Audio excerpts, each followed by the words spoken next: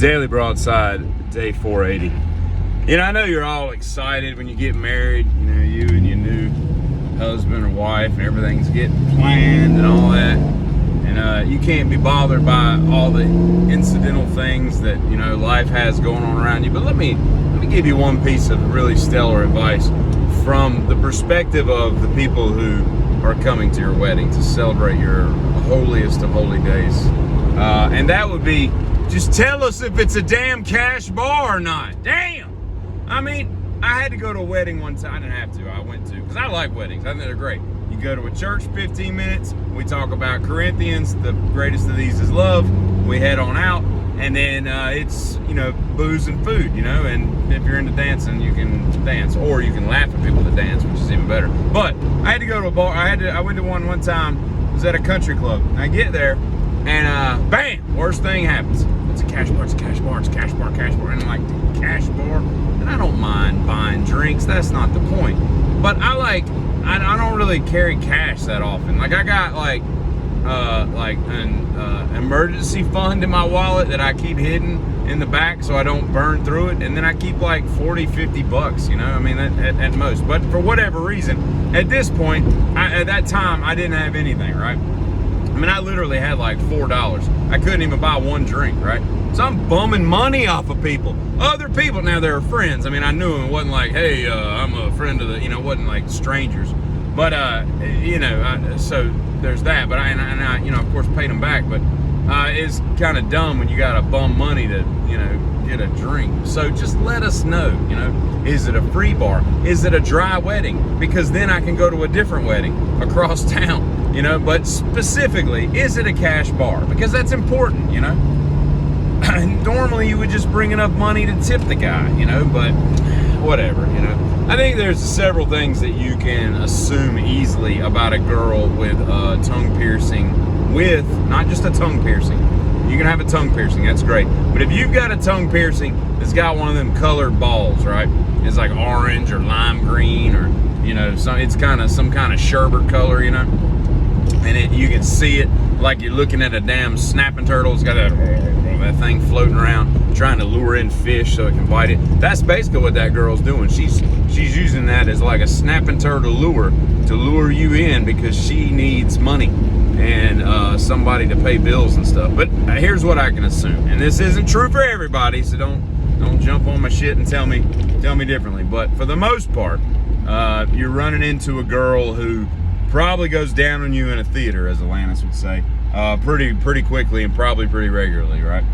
Because that's her way of satiating the deal, right? Letting her show her worth, I guess, which is kind of sad, but that's a different story. But secondly, there's probably a teenage birth in her past, which is fine, you know, whatever. It's like a comedian was saying the other day, just get it out of the way, because then I think it was Nate Bargatze, whatever his name, I think it was him who was talking about it. It's like basically like the people that have babies at 16, they're just getting all that nonsense out of the way, because now from 16 to 36, by the time you're 36, you can live your life again. All those people are out of your house.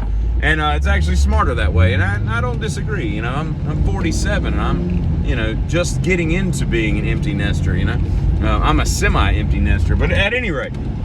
So you got that, or you got probably a GED at best.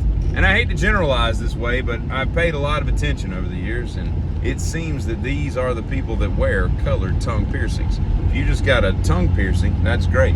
I knew a dude in college, buddy of mine, and I can tell some funny stories about that guy, but he went and got his tongue pierced. And you know how they talk funny for a couple days, and I was like, you look so stupid.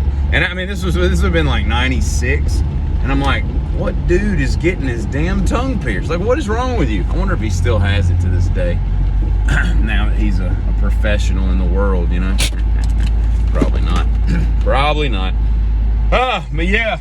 So yeah, I'm generalizing, but I'm not generalizing. You know what I mean? There's that. I felt a lot of different things that were painful in life. And one of those was, I was reminded by a conversation I had just about an hour ago. I had a tooth pulled one time with no Novocaine because I cannot stand being numb. That is the most annoying thing. For for 3 or 4 hours of your life just crap dribbling down. You look like Dudley Moore in 10.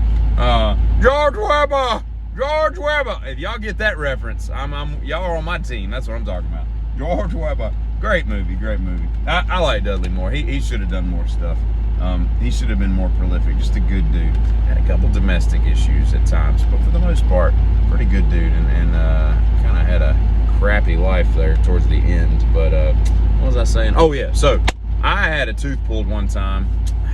My dentist was a friend of the family, and I was like, look, can you just rip this son of a bitch out without numbing me up? Because I cannot. I'd rather just deal with a few seconds of pain than. And he's like, that's going to be some really bad pain. And the tooth was, it wasn't loose, but it wasn't like, fixed in with concrete. It was kind of, it was ready to come out, right?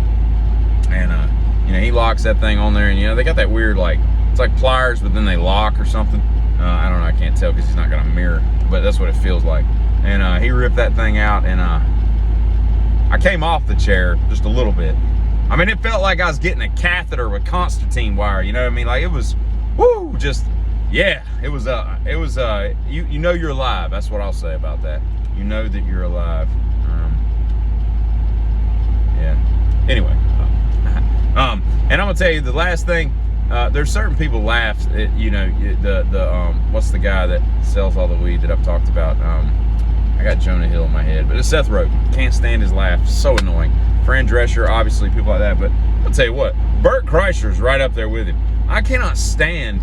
He's kind of funny on a podcast. I don't like his comedy. I don't like his stand-up. I like that thing he did on Netflix, that show that he was like out in the woods in a cabin. That was pretty good.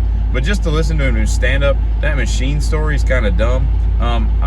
But his laugh more than anything else. Cannot get into it. It's very off-putting. And that's all I have to say. That's all I have to say about that.